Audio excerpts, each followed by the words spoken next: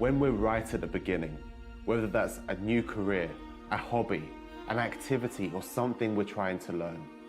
Inevitably, we look at the people at the top of their game and wonder how it's possible that they achieved such greatness. It seems practically impossible as we gaze at these icons to understand how someone could ever reach such dizzying heights in that field. We tell ourselves, well, surely that person was born with that talent. They were born with that ability. Surely it's not something that can be achieved. It must be divinely gifted. With trading and investing, this seems to be amplified even more because the markets can be brutal and it can feel like you're just not getting it right time and time again. And yet, you look at the people who have achieved what you want to achieve and they're enjoying the fruits of their labor. And there seems to be this huge gulf between the ordinary people and those who finally made it. But the truth is this, they all had to start somewhere. Gave me a book on technical analysis of stock trends by McGee and Edwards. Tell me, read that. I read it. Go home, read it again. I read it. Go home, read it again. I read it. He goes, you're ready to trade. They were all amateurs once. I spent a lot of time at Baker Library just understanding, trying to learn about finance. They all had their struggles and their mistakes. I had two phenomenal learning periods where I lost everything. Like I had $10,000 and went down to zero. And then I made back like $20,000 and then went down to zero. And I remember...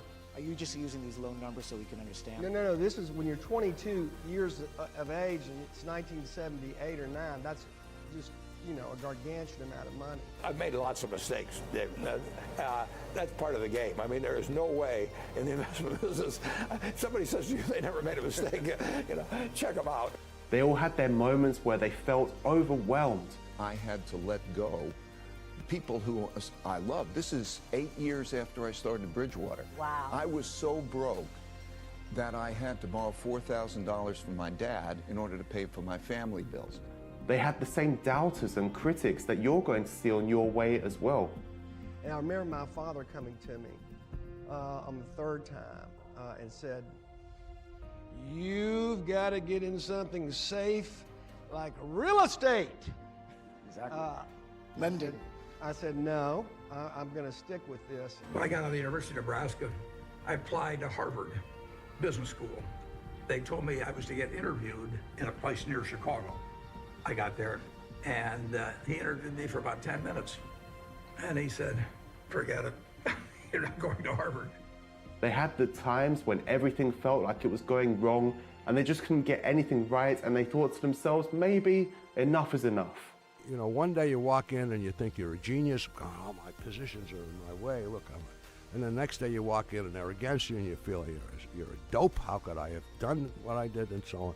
But the difference, the thing that really separated the greats from the goods, the greats from the not so greats, and the people that gave up at the first obstacle, the difference is that they were able to embrace the failures and learn.